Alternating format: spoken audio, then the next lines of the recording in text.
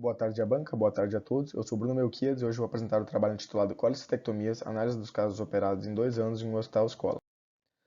A prevalência da colelitíase em adultos ocidentais é de 20%, sendo que 15% deles apresentam sintomáticos. Os fatores de risco para a doença seriam mulher, meia-idade, raça branca, multiparidade, obesidade, diabetes mellitus e histórico familiar.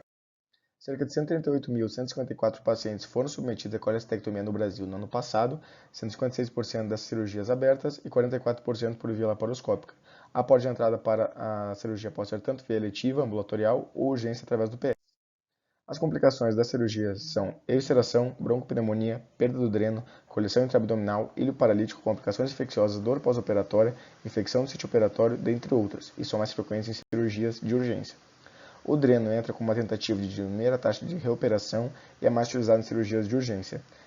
Sobre a reoperação, ainda há poucos dados na literatura brasileira focando nesse fator. O trabalho se justifica pela escassez dos temas de complicações e reabordagem independentemente da via de acesso, e principalmente do momento de atendimento, eletivo ou de urgência. O trabalho objetivo, então, levantar os dados das colecistectomias realizadas no ano de 2018 e 2019 no Hospital Universitário Evangélico Mackenzie de Curitiba, analisando o perfil epidemiológico dos pacientes, comparando também os casos de cirurgias eletivas de urgência quanto à necessidade de dreno, complicações pós-operatórias, reoperação e complicações da ferida operatória. O presente estudo é retrospectivo e transversal e contou com uma coleta das cirurgias realizadas entre 1º de janeiro de 2018 até 31 de dezembro de 2019. Foi então analisados os prontuários eletrônicos dos pacientes que se encaixavam nos seguintes critérios de inclusão: avocirurgia com código de colecistectomia convencional, colecistectomia videolaparoscópica e derivação biliodigestiva, e foram excluídos aqueles pacientes que possuíam falta de dados no prontuário ou derivação biliodigestiva sem realização de colecistectomia. A ficha de dados utilizada na coleta possui 48 itens que contemplavam dados clínico-epidemiológicos, diagnóstico, tratamento, pós-operatório e segmento ambulatorial. Essa foi a ficha de campo utilizada no estudo. Foram considerados valores significativos para P menor que 0,05 com intervalo de confiança de 95%. Analisamos então um total de 942 colecistectomias, sendo que 76% delas foram realizadas em mulheres e 24% em homens. A idade média das mulheres foi de 48 anos e dos homens foi de 53.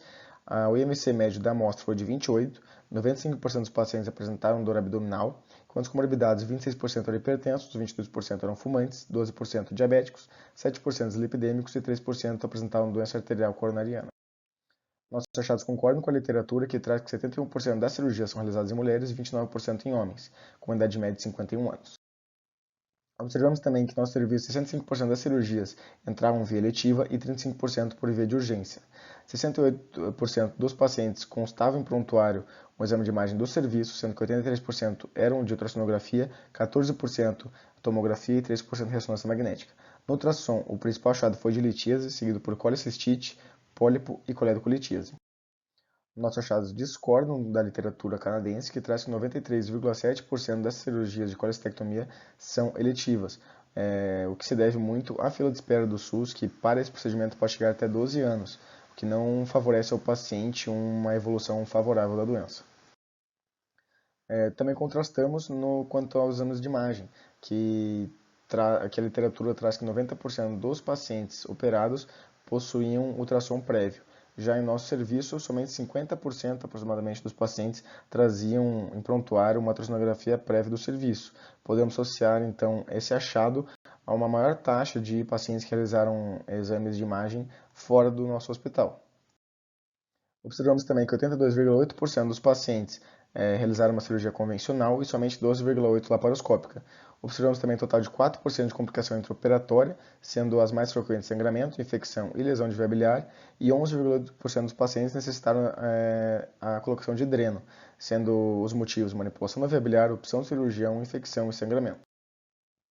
Discordamos da literatura que traz que 56% das cirurgias são abertas e 44% por via laparoscópica. Já quanto à colocação de dreno, a literatura traz que os motivos mais frequentes seriam uma colicistite aguda, de urgência, e o derramamento de bile no intraoperatório. Observamos então também aproximadamente 92% dos pacientes se alimentaram até o primeiro dia de pós-operatório, 3% complicaram no pós-operatório, 2% necessitaram de uma reoperação, 2,9% apresentaram complicações na ferida operatória, sendo que 1,5% de infecção e 1,4% apresentaram seroma. contrastamos com a literatura, que traz que somente 0,4% das feridas evoluem com seroma e 1,3% com infecção. Podemos atribuir a isso uma maior taxa de procedimentos de urgência realizados em nosso serviço, consequentemente com mais complicações de ferida e de pós-operatório.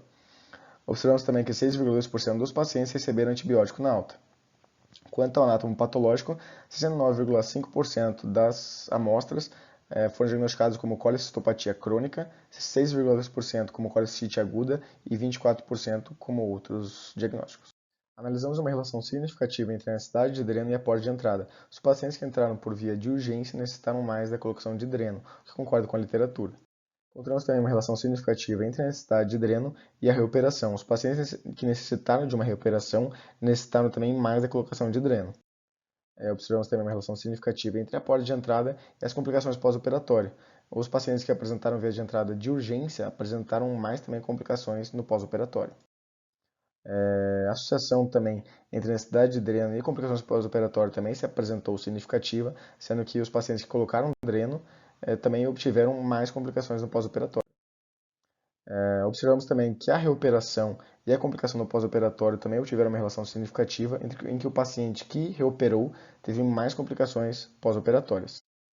Por fim, observamos também que uma relação significativa entre a taxa de reoperação e as complicações na ferida. Os pacientes que reoperaram também tiveram mais complicações na ferida operatória. Podemos concluir, portanto, que no período de estudo foram realizadas mais cirurgias eletivas em mulheres na quarta década de vida e que pacientes submetidos a cirurgias eletivas evoluem com menor necessidade de colocação de dreno, complicações no pós-operatório, reoperações e complicações da ferida operatória. Muito obrigado.